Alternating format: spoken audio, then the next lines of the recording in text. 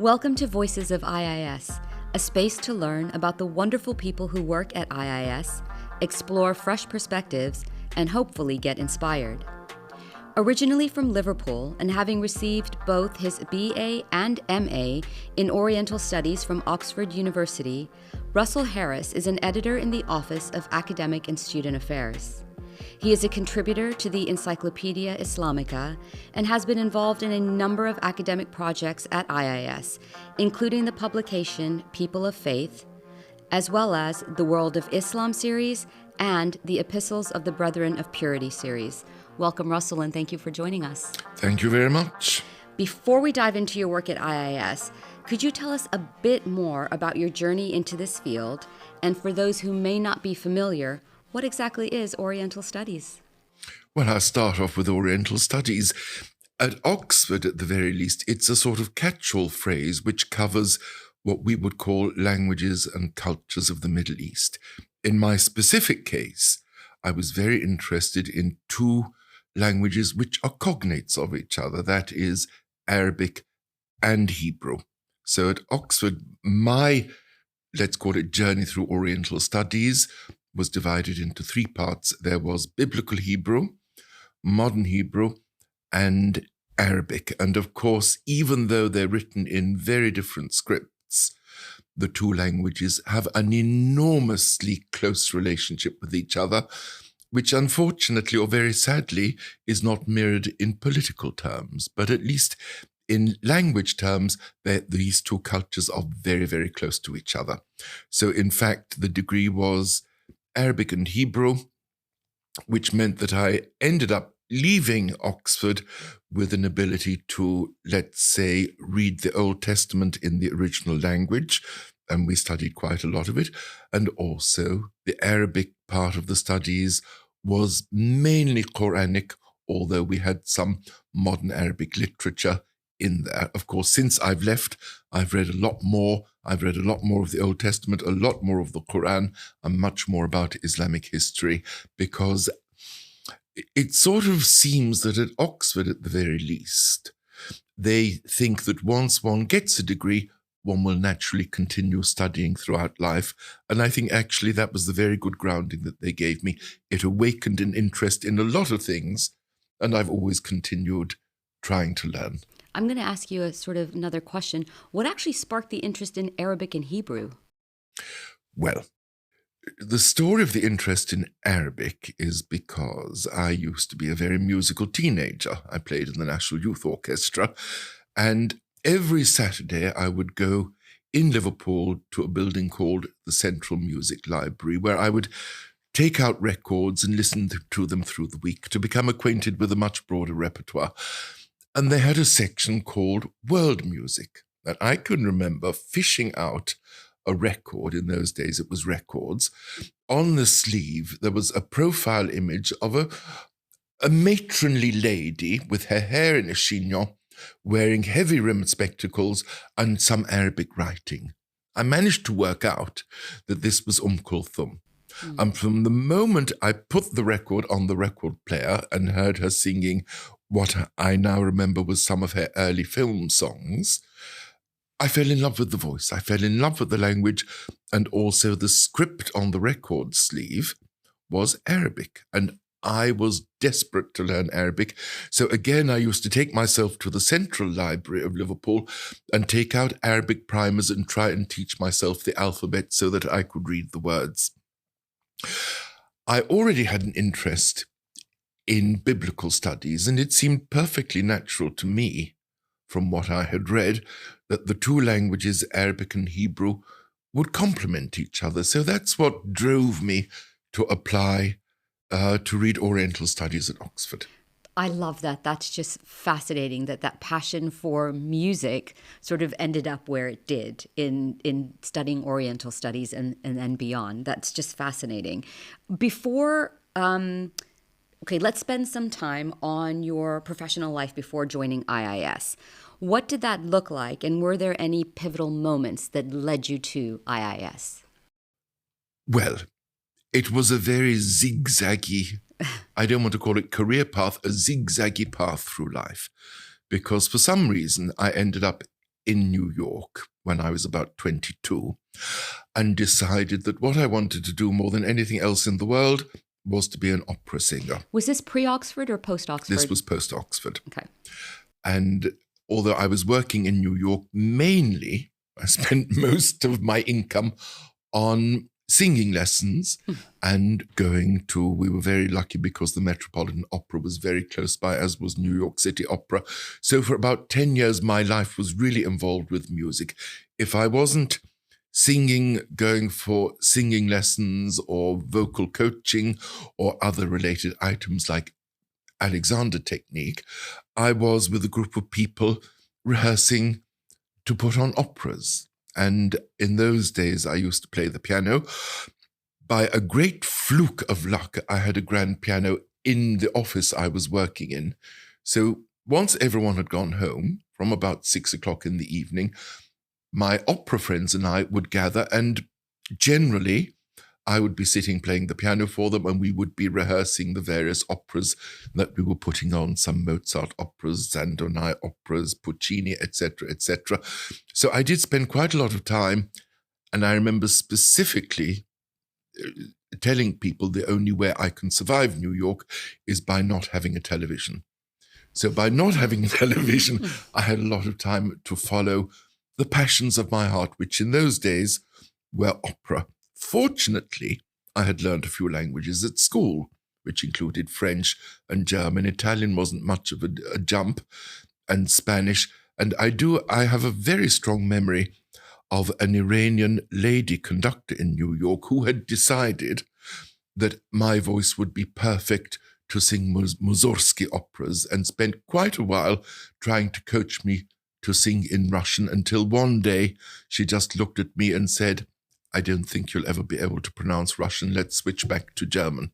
So, it was a very varied experience, and I learned from that, I think, a very important lesson for life, which is that when one is going to put on something to which the public are invited, the performer, it could be in an opera, it could be the curator of an exhibition, or simply a person who's going to give a public speech, that you owe it to the public who've left their house and driven or taken transport to get to a venue and are sitting there.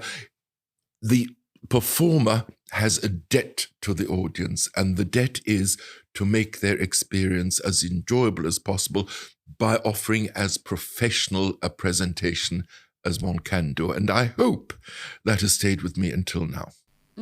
So opera. Now, how did you get here? From opera in New York, which sounds amazing. I bet that was incredibly cool, and especially at that time period. How do you get from opera in New York back to London? Well, at some point I moved back to London because I felt that in order to progress a bit further with the world of opera, I needed to be in Europe, because there are scores of small opera companies throughout Germany, Austria, France, and Britain as well, where I felt I would be able to gain valuable experience. In a nutshell, when I came back to London, I found a new teacher, and I'm not saying this out of bitterness, but she really rather ruined my voice to the point where I felt, okay, I'm not going to be the next Ettore Bastianini, the greatest baritone who ever lived, so I will just devote myself in a passive way to enjoying music of all sorts, but I'm not going to actively sing anymore because I will not be the world's best. I withdrew and turned to other things. The other things I turned to were, well, I'm not going to list lots of little things, but essentially I ended up working in the communications department of a private bank in London, where I worked for a number of years until the credit crunch.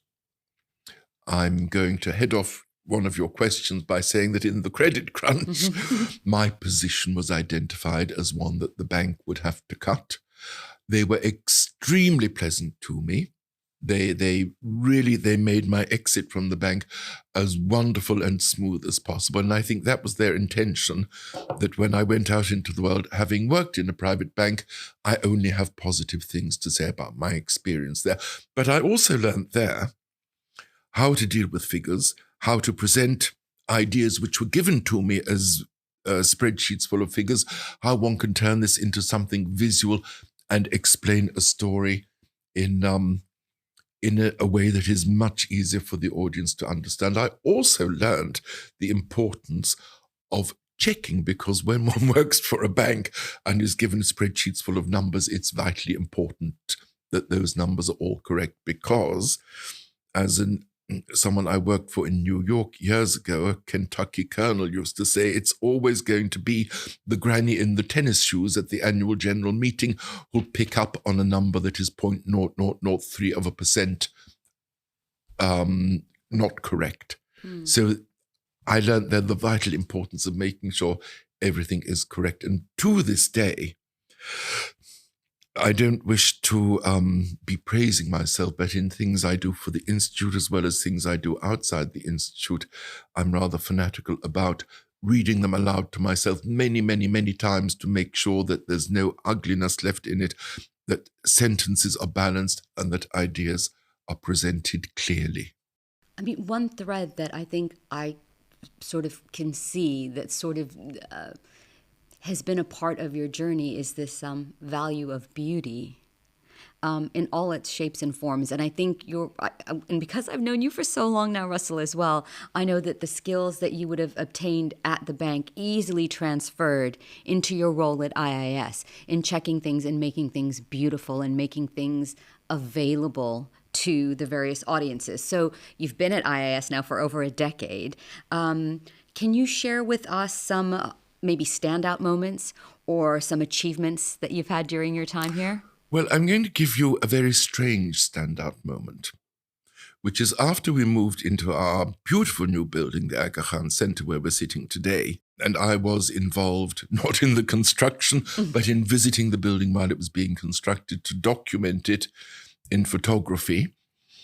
That after the building opened and we have these two incredible gardens, well, out of the 5 gardens, but the 2 on the roof are absolutely incredible. And from time to time, after the building opened and we were operating, I would go to the roof and take some photographs of the garden, the development of the plants growing.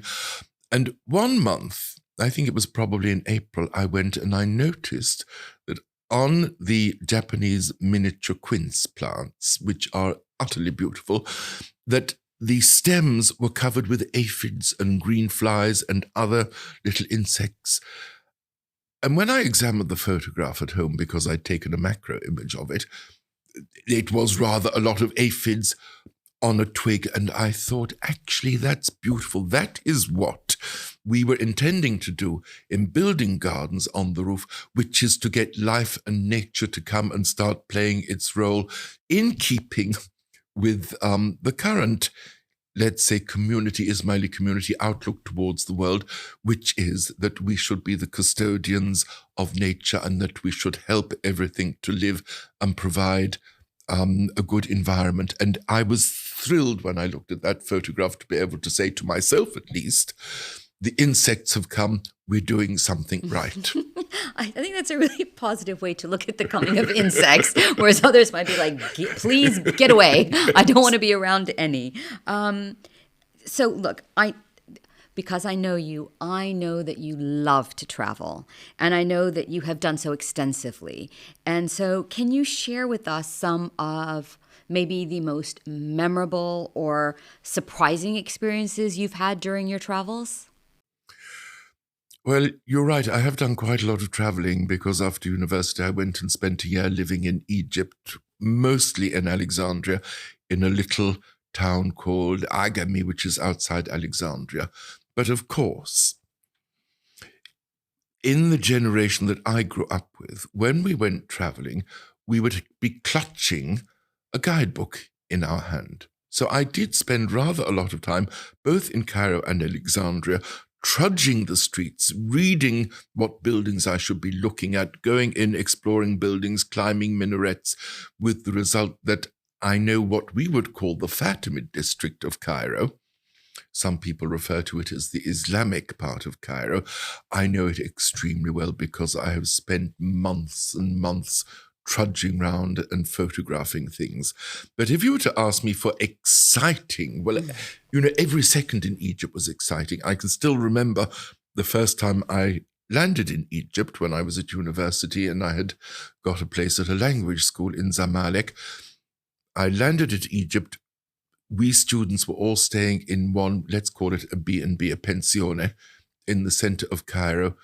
And I can remember the first day I woke up, Cairo was a very big, busy city, thousands of people on the street, the heat beating down.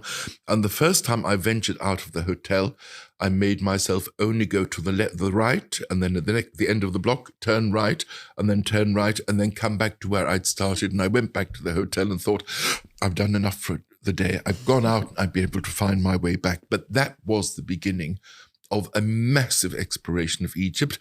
And also, we had learned classical Arabic at university. Our tutors had warned us that if we ever used a grammatical form from the colloquial language or a root from the colloquial language that is not used in classical Arabic, we would be in trouble. So we were absolutely discouraged from being able to speak to people in their normal language. I made a mammoth effort in Egypt to pick up the local dialect. And one way of doing this, if anyone is ever thinking of learning an Arabic dialect, find some local friends who are very busy and spend the day in the kitchen with their mother. And it will help actually if their mother can speak just a few words of English or a few words of French, which means one will spend the whole time speaking Arabic but be able to say, what did you mean by that word? So over the years, I did get a speaking ability in Egyptian Arabic, which meant that when I traveled before the Syrian civil war broke out, I used to travel a lot to Syria and stay with a very dear old friend on they call it a farm just outside Damascus. We might call it a country estate. People would laugh at me because here was an Englishman speaking with an Egyptian accent. I had the wrong accent. I mean, over the years, I learned a little bit to switch to Syrian, a little bit to Lebanese, but my natural accent in Arabic is Egyptian. And also in speaking Egyptian, I also feel that I'm paying homage to the greatest Arabic singer of all time, Kulthum, who's actually, maybe I can take a moment to say here, that in the old days, I was at university in the mid-1970s, we didn't have access to cassette recordings or people who spoke Arabic. But I had worked out that Kulthum's translation was so immaculate that if I could say things in the same rhythm as Kulthum, I would be ahead of the game. And I'd give you an example from one of her very famous songs, Thawrat Shak, the Revolution of Doubt.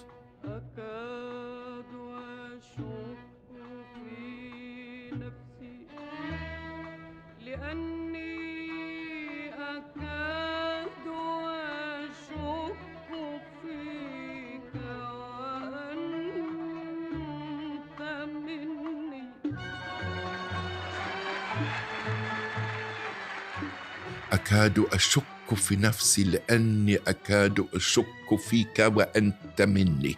I could do the whole poem, but I can remember learning that by saying it at the same time as Kulthum to get the pronunciation correct. And as her pronunciation was beyond any criticism at all, that was the standard to go by.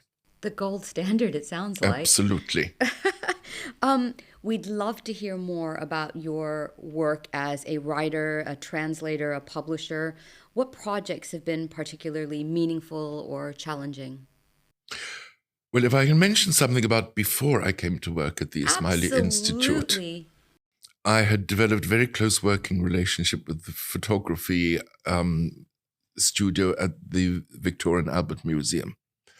And cutting a long story short, I had access to one of the undocumented photographic archives, which I mined in order to curate exhibitions on various subjects, such as the royal world of Queen Maria of Romania, or the social life and social set of Prince Daisy of Pless. These are probably names which don't mean much now, but in their time, they were supremely glamorous characters. And I put together quite a number of exhibitions with the material at the V&A and have shown them in palace museums, not just in Europe, but also, for example, in India and Pakistan and in Jordan.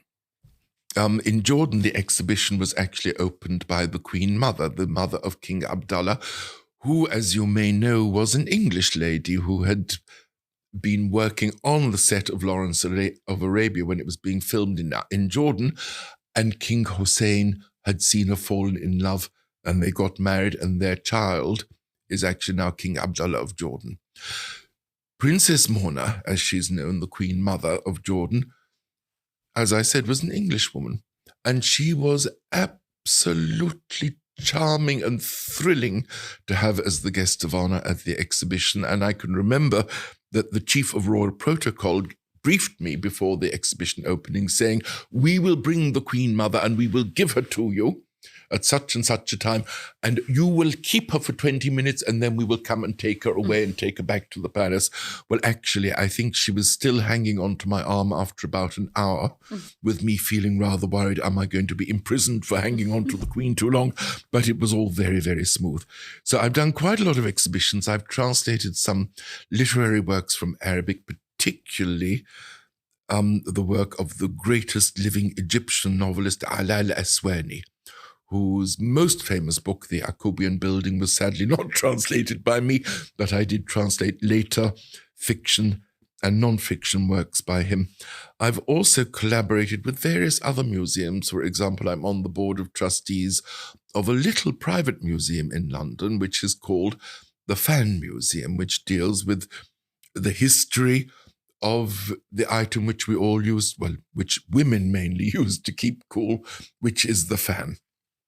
And together with the director of the museum, in recent years, we have written and published a couple of books together, the most recent one being on the subject of biblical fans, that is, fans on whose leaves are painted scenes from the Bible, both the Old Testament and the New Testament.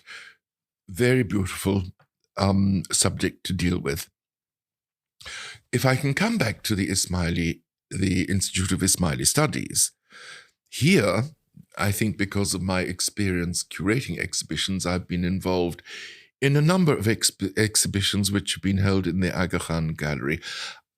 Some of the most thrilling ones were working with Dr. Farhad Daftari on the exhibition on the great Russian Orientalist Vladimir Ivanov, for which I prepared the visual material and helped with the display. But actually, what I really need to say is that working at the Institute of Ismaili Studies has put me in close collaboration with some very great brains of our time, not just in the field of Ismaili studies, but empirically very great brains, such as, I mentioned Dr. Daftari, Professor Wilfred Madelung, Professor Paul Walker, Professor Carmela Baffioni, just to mention a few. Part of the privilege of working here is being able to learn, can I say, at the feet of the masters, because some of our publishing programs do involve the greatest brains in the world on that particular subject. So I will repeat, it's a privilege to work here on these series. Also, one of the series which has been almost handed over to me as an editor is the Epistles of the Brethren of Purity, which is an encyclopedic set of 52 epistles, depending how they're counted, because we've got 52 A, B, and C, but in short, they go from 1 to 52. There's also a separate work called the Comprehensive Epistle, which incorporates everything that's gone in the 52 before. They're generally in very, very dense and difficult Arabic, but actually part of the pleasure of working here has been having been given the time to read through the Arabic of these epistles and to check it against the English. And that, I think, is just about the most enjoyable thing that I do here, apart from the cooperation with colleagues and people in other departments. Thank you so much, Russell. I almost feel like I have no questions to ask you because you've been so open and forthcoming with sharing information. But one thing I do want to ask you before we wrap up is, just tell me what you're passionate about right now. So what are you looking forward to in sort of the months ahead?